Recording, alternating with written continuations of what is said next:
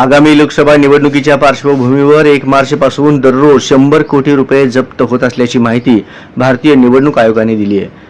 लोकसभा निवडणुकीसाठी मतदान सुरू होण्यापूर्वीच त्यांच्या अधिकाऱ्यांनी 4,650 कोटी रुपये जप्त केले आहेत आणि 2019च्या लोकसभा निवडणुकीत झालेल्या एकूण जप्त रकमेपेक्षा ही अधिक रक्कम आहे, असेही निवडणूक आयोगाने म्हटले आहे.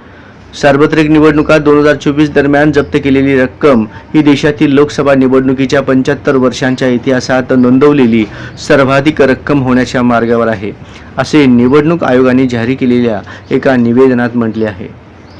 18व्या लोकसभा निवडणुकीच्या पहिल्या टप्प्यातील मतदान सुरू होण्यापूर्वी 4,650 कोटी रुपयांची रक्कम जप्त केली आहे.